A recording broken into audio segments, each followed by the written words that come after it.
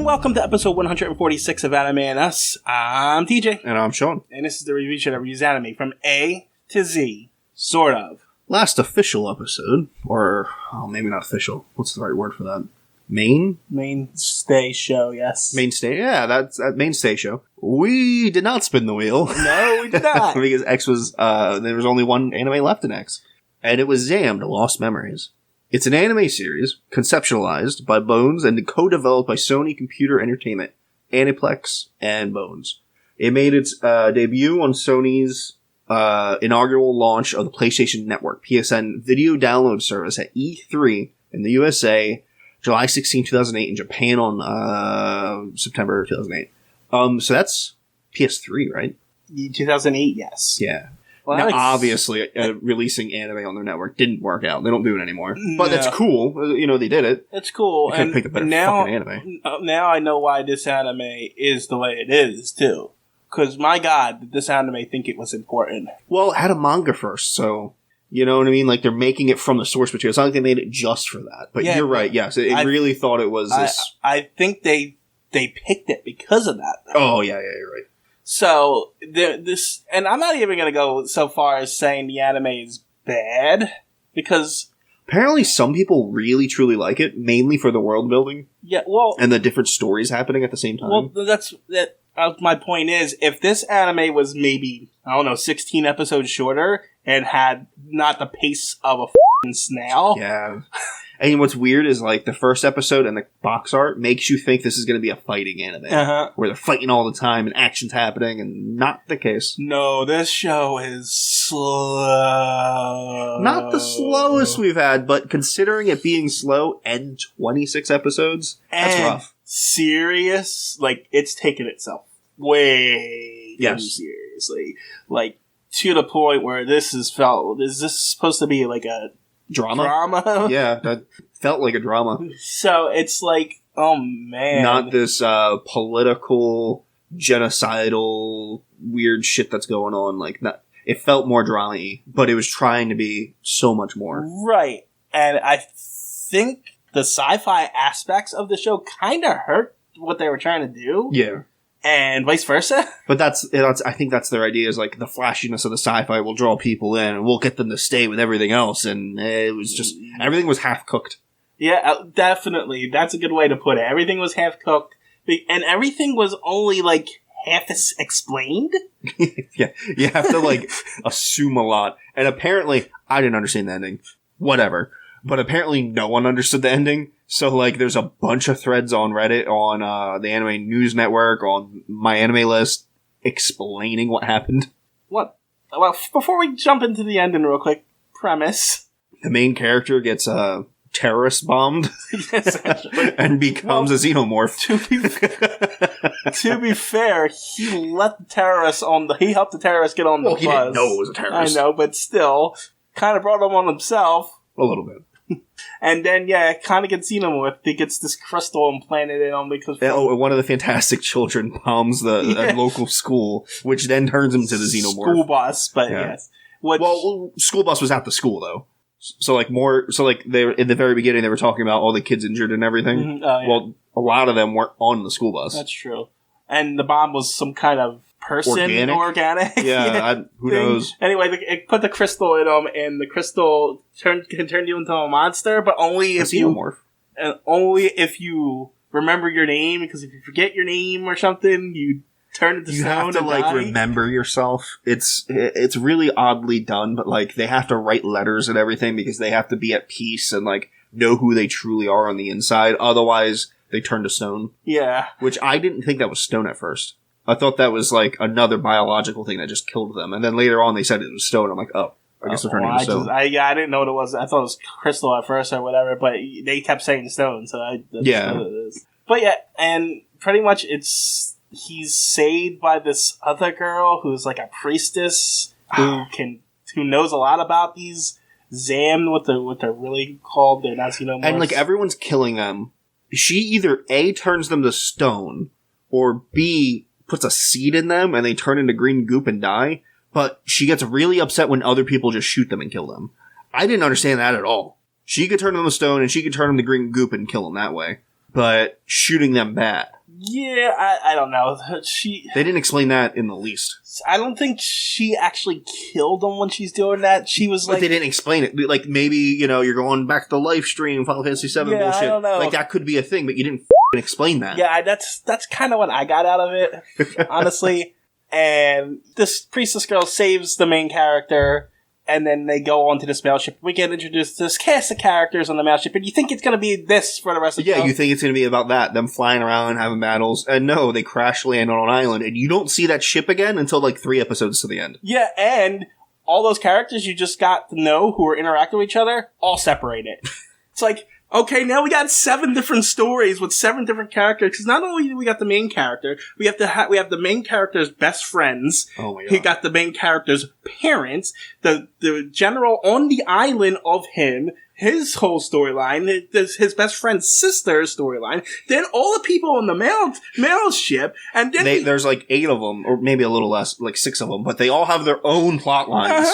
And then there's that other sect of priestess people. There's a plot line for them. There's the Xam'd plot line. There's the Fantastic Children plot line. There's a plot line for the human form. Yeah.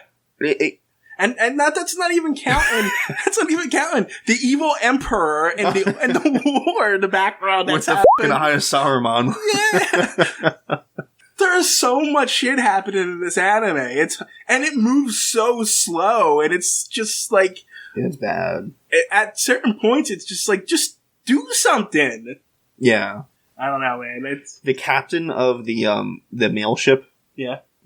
The ship that the main character goes on with the priestess girl, where there's a whole other cast of people. The captain of that is a female. They always talk about how beautiful she is and everything, and it's weird. And then she's always making fun of the chef girl because she's pudgy, and it's really up. She's constantly calling her fat and shit. It's Jesus Christ, lady! It's your crew. What are you doing? Well, I think the idea was because every time she called her fat, she called her ugly. I also think the one Xam'd, the guy with the scar on his cheek, or lips or cheeks, or whatever, was sleeping with the both of them. Because, with both of them? Yeah. Because at the end, when he died, the captain lady gave him a kiss. And in the fast forward, when they time skipped, at the very end, the pudgy chef, I don't know their names, she had a kid, but she already had a kid. They were, and that kid looks just like him. But it's not. But you don't know that? I know because the pilot and the pudgy lady were an item. The kids kept calling him dad and stuff. You're right. I think he's a stepdad.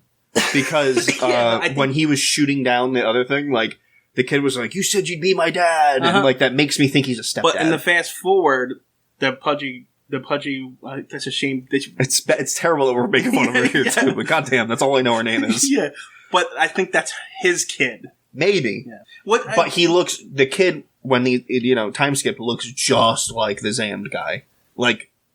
Yeah, just like him. But without the scar. That's just anime laziness, and you know it. Maybe.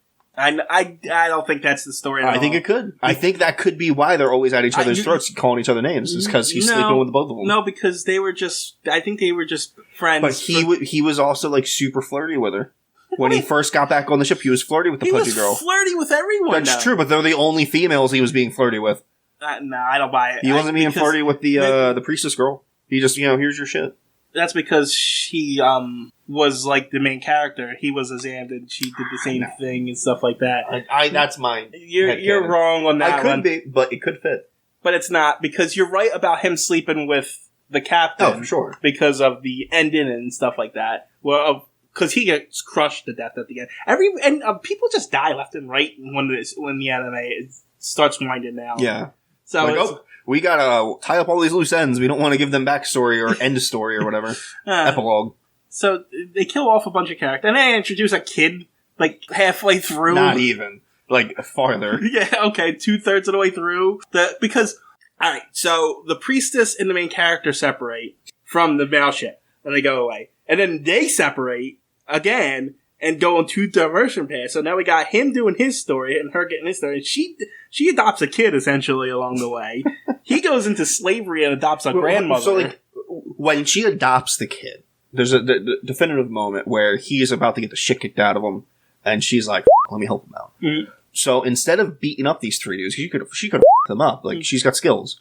She's like, oh, you can have my bike.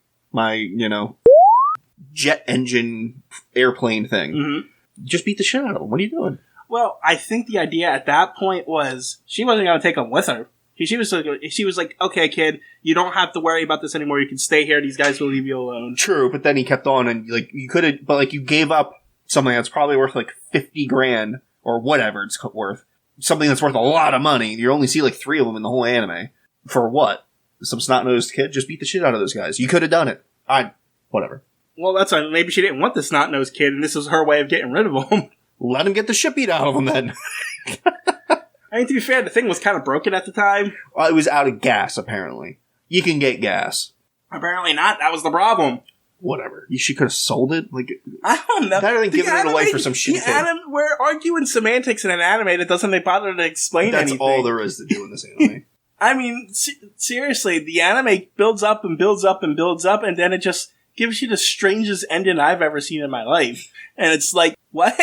I don't know. The priestess girl sacrifices herself for 1,000 years, apparently. So, that's my first question. Yeah, so apparently the idea was all these priest people come to this well, and they sacrifice their life. It's not a well, is it sacrificial chamber? Something chamber. Whatever. It's essentially a sacrificial chamber, yes. Because they're all give their lives to create some kind of egg to give the world happiness or some shit. But instead of that happening, the priestess girl sacrificed herself so that the world could be happy or whatever. And then they keep saying, I guess we'll see you in 1,000 years. We see people age. Yeah, we know they don't live that long. Yeah, so it didn't make any sense. So do people... You're not going to see them. People not die of old age in this world? It doesn't make any sense. I don't think so, because there's kids, there's old people. You gotta explain it more if that's what... It's the same thing with what was going on earlier. You have to explain it more if that's what it is. Yeah, and then there's the whole main character thing. He's a giant Xam'd monster fighting the giant evil emperor monster who just shows up in the last 2 episodes. He gets, amnesia, twice or something. Yeah. And he becomes a slave at one point. Yeah. It's stupid. It's weird. And so he fights the Sting at the end, but instead of, defeating the monster, he's like, no, we go into mind space. And he's like, it's true. Yeah. That's stupid. Goes into the mind space, and he's like, oh, because apparently this emperor never lived. He was stillborn, but all the priests forced, gems into his body and turned him into this giant monster. So apparently the main character gives him his name, which gives him life, I guess. Gives him life, turns him into him, because when he gives him his name, he turns... The main character then turns, not to stone immediately, but he gets the mask, and he's not himself anymore. Right, and he turns into the giant Xam'd and turns to stone. Yeah. But then, at the end, we see him... He wasn't 100% stone then. He was only a little bit. Yeah, but at the end... Yeah, at the very end, he's trying to save the girl because the door's closing, and she's sacrificing herself for everyone else. I'm talking about in the forward, where the girlfriend actually goes and visits the statue of him. Oh, okay. Yeah, and then she goes and sees him, which means he's still alive and still that thing. So he's the emperor and this guy. I don't know. It's not well told. Not at all. It's really dumb, actually. And I think you kind of need a guide to follow it. But it's not good enough for you to want a guide to follow it. It's not like it's so good. Oh man, it's not like you're reading The Wheel of Time and you need that book that he made to tie everything together. Or Tolkien did the same thing with The Lord of the Rings. Yeah, where it's it's such good lore and good writing and characters are awesome that you want more. This isn't that. No. I wanted to turn it off because it was so slow. And like I said, it's a shame because if you took out, like I said, pieces of it weren't so bad. Yeah, if you took out pieces of it, cut the episode count dramatically down because it's 26 episodes. It's funny because you either A, needed to cut it down dramatically, or B, because there's so much that needs to be explained, you need to add episodes. Yeah, you might have needed to add another, make it one of those 36 or 39 episode animes, honestly, because it felt rushed at the end. Yeah, which is weird, but yeah. I don't know. It's not good. Don't watch it. No, it's not worth your time. It's not, and it'll take up a lot of your time. Even if it doesn't, in reality, it feels like it takes up a lot of your time. Whoa, what do we rate it? 4? I mean, it's not average, it's bad. Yeah. but it's not terrible. No, it's not. It's not the worst one we've ever seen. It's just it has issues that it can't overcome. Mm-hmm. Yeah, I guess we're at a 4. What else do we have for X? Actually, just bring up the X list. I guess that would work for this one at least. Yeah. You always complained that I don't have a list. What was X Bomber? We didn't cover it because it was puppets. God damn it. I don't want to watch any of this again, to be honest. I guess X-Men is number 1. Then Triple X Holic, then X, then... I don't know, Xam'd, then Xenosaga? I can't remember which is worse. Well, Xenosaga was 12 episodes. Xenosaga. And she had what you called breast cannons. Xenosaga. Might be number 1, actually. No, I don't think you're wrong. I think that's about right. Yeah. But right. Yeah, that was X. So we're done with X. Done with X. You got a spin? Ready to spin? Yeah, let's spin for Y. Y and Z. And then we get some picks, and then we got another list. Fun. Yona of the Dawn. That was terrible. That was... Aren't you happy that I typically cut that noise off? That was a bit extra. Another 24 episode. Adventure, comedy, drama, fantasy, historical fantasy, romance. Oh. We're never going to get done this goddamn list. Don't you have a pick? Use it. You already spun now. It's too late for that. It's true. It's fair. King Il? Or just Il? I guess. King Il of Coca? Coca? I don't know. A land said in legends to have been founded by 4 dragons. Has only one remaining heir, a daughter named Yona. Or, I'm assuming Yona. She lives a happy life in a palace with her cousin Suwon. This might be, Korean. Oh. Suwon, because I've read a few Korean comics in my day. Uh-huh. And, Su and Won is a very Korean thing. Oh. Anyway. Who she loves in spite of her father's opposition to them marrying. Ooh, okay. That's odd. Her life is turned upside down when Suwon murders her father and steals the throne. Yona, with her childhood friend and bodyguard Hak, must retreat to gather allies and reclaim her palace as ruler of the kingdom. So, Suwon's gotta be a guy. For some reason, I just felt like that was a female name. Could be a girl. Could be, but I'm assuming it's this guy right here. Probably. He's got a dark figure. This feels like another one of those take too seriously kind of. Yeah. Because look, it's got historical fantasy and drama, and it's 24 episodes. That's a lot of episodes. Not as much as 26, though. I watched, by the way, 24 episodes today.